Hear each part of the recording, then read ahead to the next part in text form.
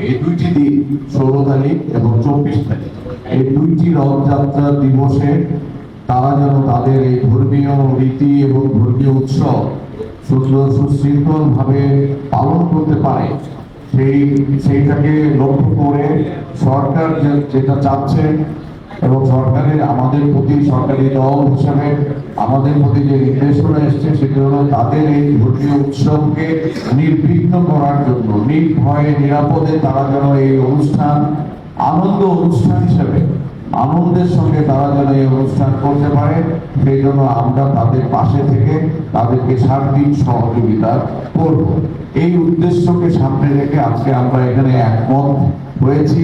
এখানে সকল থানা বিএনপি অঙ্গ সংগঠন এবং জেলা অঙ্গ সংগঠনের সকল নেতৃবৃন্দ উপস্থিত রয়েছেন এবং আজকে আমি জেলা পুজো উদযাপন পরিষদের সাধারণ সম্পাদক বাবু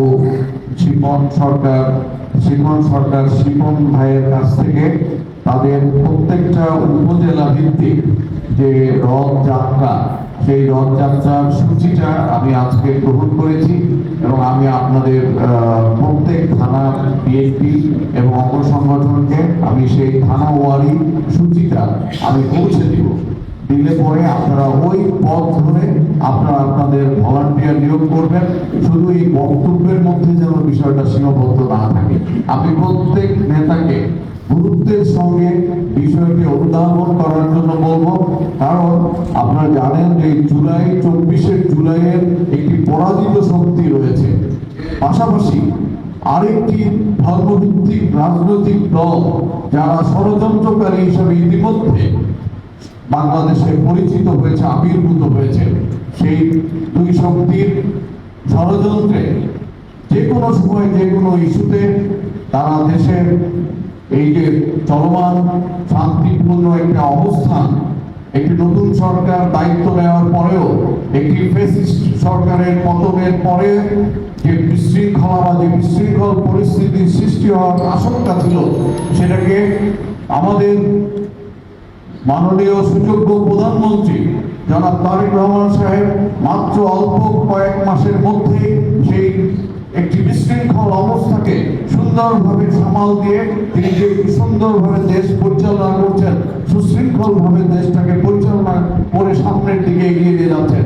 যে বিধ্বস্ত অর্থনীতির বাংলাদেশকে তিনি আবার নতুন করে নির্মাণ করার জন্য দিন রাত পরিশ্রম করে যাচ্ছেন।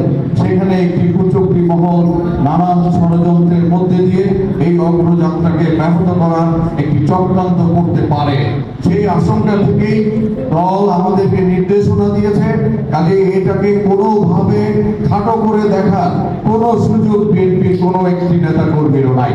সুতরাং আমি উদাত্ত আহ্বান জানাবো এবং সেই সঙ্গে আপনারা প্রশাসনের যারা রয়েছে, আইন শৃঙ্খলা রক্ষাকারী বাহিনী যারা রয়েছে, তাদের সঙ্গেও আপনারা নেতৃবৃন্দ যোগাযোগ রাখবেন।